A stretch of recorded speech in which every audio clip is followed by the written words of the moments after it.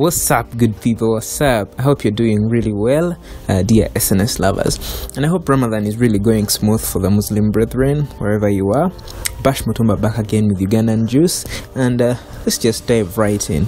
Well, the Kiplimo win is the biggest highlight so far in the previous week, and Jacob Kiplimo actually won the Great Manchester Run by a very great margin that people couldn't easily believe. He was just at the age of 18, but he clocked a time of 27 and 31 seconds. 27 minutes and 31 seconds. It was a marathon at the Great Run of Manchester, and he did it with relative ease. It's really unbelievable. And of course, the arguments have come up again between Kenyans, because as you know, most of the athletes that win such races in Uganda come from the same region as those athletes that usually win the races in Kenya. They come from the region around Mountain Elgon, on the eastern side of Mountain Elgon. And if you think of people like Kiplimo, they always trained actually in Kenya, even though they are Ugandans. They'll just run across the mountain towards Kenya and then come back. They're friends with other Kenyan winners, if you didn't know that. And of course, Kenyans have started out arguments that this guy Kiplimo is also theirs and things of the sort, but anyway, those are just the arguments. And one thing I found so interesting about this entire thing is the tweet by journalist Onyango Obo, and it went like this: I want to apologize to the world for the behavior of our lad Kiplimo at the Great Manchester Run. I really thought we had taught him good manners, not to embarrass other runners. We told him to win it by 100 meters. He defied the elders and decided to win it by a mile. Yeah, how sarcastic Onyango Obo is. And anyway, congrats to Jacob. I wish the government could actually support these athletes even before they win, because it's so hypocritical of them that they only support these guys when they win medals and then give them houses and things of the sort, but never support them before that to help them with equipment that they can run with and train with very well. Really, we hope the government begins supporting these guys more often, especially when they've not yet won anything.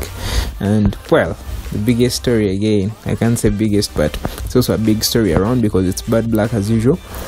Bad Black has dumped a new mzungu lover just hours after engagement. Imagine we had all imagined or accepted that Bad Black has finally gotten engaged and she's soon getting married, but wow, Bad Black is not walking down the aisle very soon, according to her.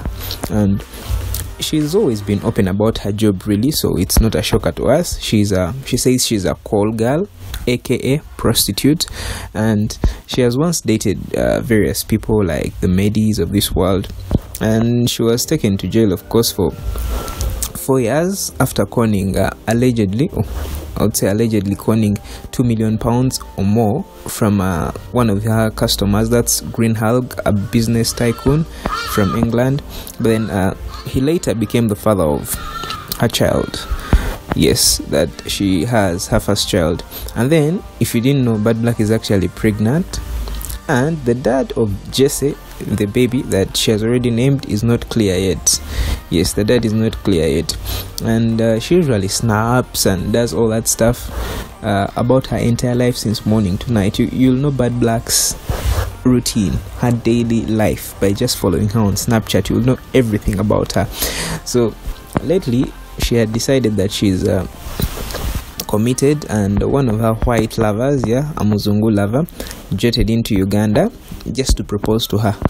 And shockingly, just less than 24 hours after the proposition, Bad Black went to Snapchat and wrote this: I know my worth. I can't keep a broke sugar daddy in the names of engagement.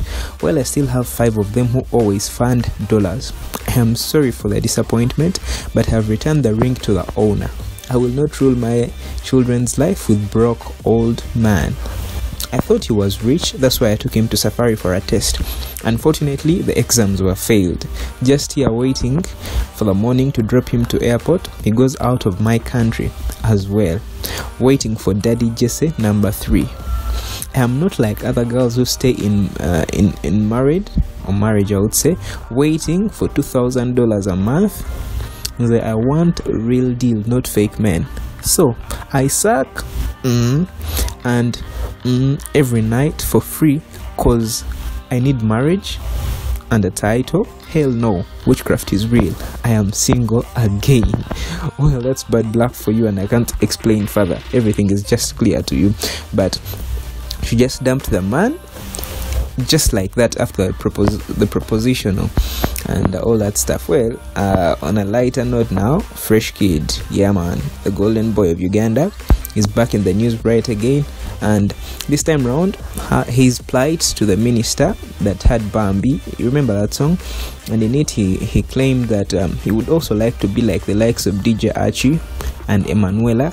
DJ Archie is a celebrated young DJ, a toddler DJ from South Africa, and Emanuela is a comedian, a Nigerian comedian also, and they are young. But according to the Ugandan minister, Minister Nachiwala, Honorable Nachiwala, she was claiming that at 7 years of age, or 6 I should say, Fresh Kid is so young to be straight into showbiz, and that he should desist from doing anything musical and focus on school. Well, Fresh Kid argued that in the song Bambi, of course, he argued that he can't go back to the village where they are so broke. Here in Kampala, he's like the only hope of his family. He's getting them something to eat. So really, it's not fair that the minister is stopping him from singing. And the minister still argued that Fresh Kid was being subjected to child labor, which is illegal under Ugandan law, and that he was supposed to do a drug test. Imagine a 6-year-old doing a drug test, and that he would face prison if he wouldn't do this according to the minister's order. And of course, many people were against the minister's argument, including external media from other countries, I should say. The BBC also took up the story. And of course, among the people that were critical of the minister included former police boss, or I would say still current police boss, Hassan Kasinje. He claimed that you cannot say a 7-year-old will be taken to jail over something like that. In fact, a 7-year-old cannot be jailed under any circumstance. So later, the minister, after all this pressure, succumbed to it, and her plans of taking Fresh Kid to Saint Savio, which is a boarding school, the plans died out. And what billionaire Sudhir decided, of course, rich people always see opportunity. Sudhir Ruparelia, a billionaire in Uganda, of course, decided to give a scholarship to Fresh Kid under his Ruparelia Foundation. And Fresh Kid is meant to study in a day school, which is Kampala Parents, in Kampala here. So you see how it's going to be good for him. He'll be going for shows because it's simpler in a day school in the city center. So yeah, Fresh Kid checked into Kampala Parents very recently on Friday, and he was looking all dapper, even though some people argued that his clothes were not ironed. Maybe the manager is not doing well. And his famous word of "Bibuze the manager" or "ask the manager" started trending again, and he was trending on Twitter. The word Fresh Kid was trending on Twitter for the whole day because of the way he was dressed up and stuff, and the way Sudhir's daughter was looking at him, and the way Fresh Kid was looking back at her on the reporting day. It was really, really funny the whole day. And another video that went out with him saying all those jokes. Fresh Kid is really a funny kid, and it's hard to believe that at that young age of his, he can speak such words and write such mature lyrics. Really, it's very, very unbelievable.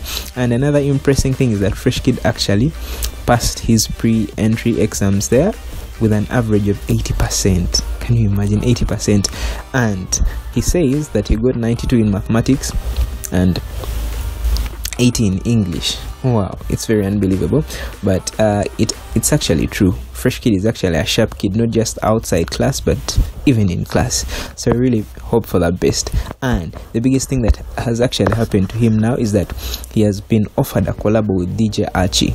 Yeah, the South African DJ actually noticed Fresh Kid and had this to write on his Twitter. Of course, the Twitter must have been handled by the kids' management or the parents or something of the sort. And through DJ Archie's Twitter, it was this: "Ready when you are ready, my brother Fresh Kid UG. Let's show them what African kids are all about." So you can see how Fresh Kid's dreams are really coming true in a very, very short span. And well, that's all from me today. If you like this video, please give it a thumbs up and give me a comment in case you want to know anything, and also subscribe for more. Sayonara.